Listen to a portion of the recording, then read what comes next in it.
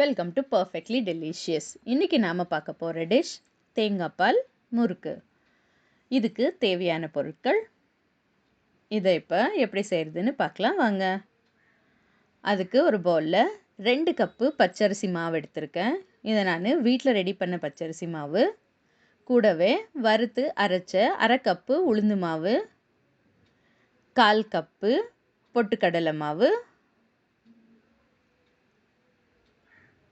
இதில் 2 ஸ்பூன் வெள்ளை எள்ளு சேர்த்துக்கிறேன்.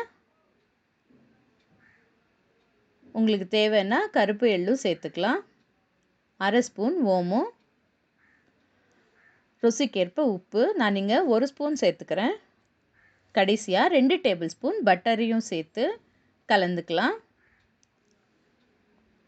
நாம் சேர்த்த பட்டரு எல்லா பக்கமும் கலந்துக்கணும்.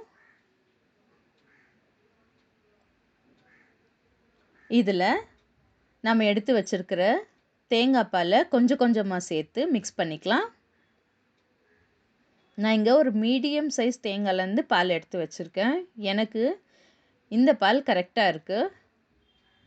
நீங்கள் எடுக்கிற குவான்டிட்டிக்கு தகுந்தாப்பில் தேங்காய் பால் சேர்த்து கலந்துக்குங்க.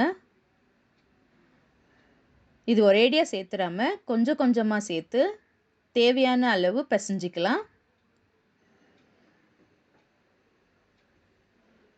இங்கே நீங்கள் பார்த்தீங்கன்னா தெரியும், நான் 2-3 பேட்சாக பிரித்து தான் சேர்த்து பிசைஞ்சிருக்கேன். இப்படி கையில் ஒட்டாத அளவுக்கு இதை கலந்துக்கணும். இப்போ முறுக்கு செய்ய ஸ்டவ் ஆன் பண்ணி ஒரு கடாயை வச்சுக்கலாம். இதில் பொரிக்க தேவையான அளவு எண்ணெய் ஊற்றி சூடு பண்ணிக்கலாம்.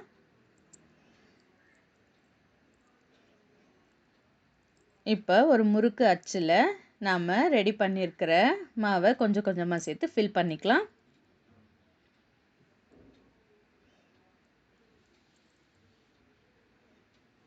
இப்போ உங்களுக்கு தேவையான சைஸில் முறுக்கு செய்யுங்க.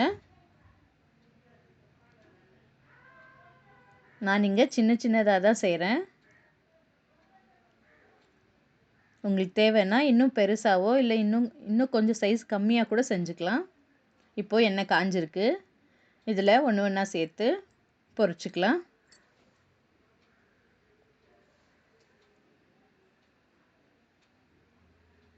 இது கொஞ்சம் கலர் வர அளவுக்கு பொரித்து எடுத்து வச்சா நம்ம தேங்காய் பால் முறுக்கு ரெடி ஆயிடுச்சு. நீங்களும் இதை ஒரு வாட்டி வீட்டில் ட்ரை பண்ணிவிட்டு எப்படி வந்ததுன்னு எனக்கு கமெண்ட்டில் சொல்லுங்கள்.